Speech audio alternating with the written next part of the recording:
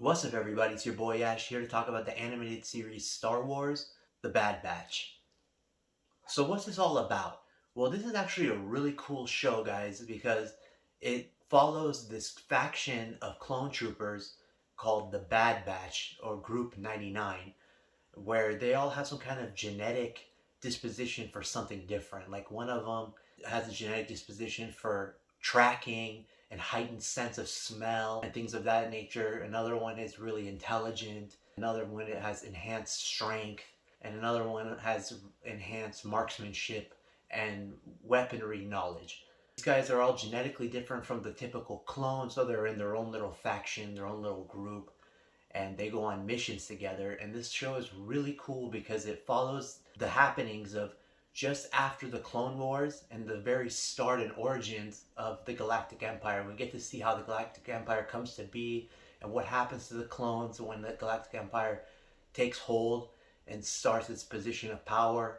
And we get to see what these guys have to go through pretty much, and how they get ostracized from being troopers to now they're mercenaries and they go on these random missions all over the place and they have to fight the Galactic Empire. And it's such a cool show, guys. It ties in with a lot of other shows like Star Wars Rebels. We get to see a young Kanan Jarrus when he's still Caleb Doom, a young Padawan. We get to see him with his master, interact with his master, and how his master dies and what happens to Kanan as a child. We also get to see a young Hera Syndulla and her love for flying and how that develops within her, and how she has an interaction with Chopper and her family, and with the Bad Batch themselves. So we get to see a lot of different Star Wars characters that we've seen in other shows prior interact with the Bad Batch in a really cool and unique way. The only downside I see to this show is there's another clone. She's a female, a young female named Omega, who tags along with the Bad Batch. And I just find this character a little bit annoying. First of all, her dialect is kind of like Australian, but not Australian.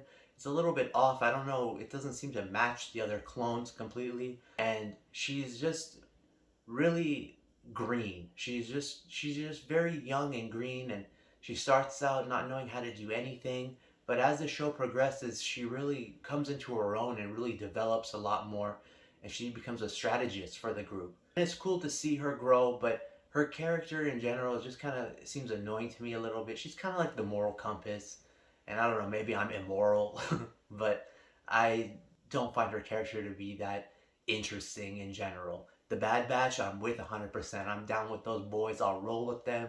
I'll see them on their missions and check out what they're doing, kicking ass.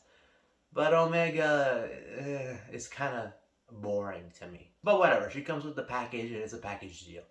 This whole package deal of this show to me is a creme de la creme, guys. It's a must watch. There are 16 episodes streaming in the first season on Disney Plus, and it is a must watch, guys. It's creme de la creme.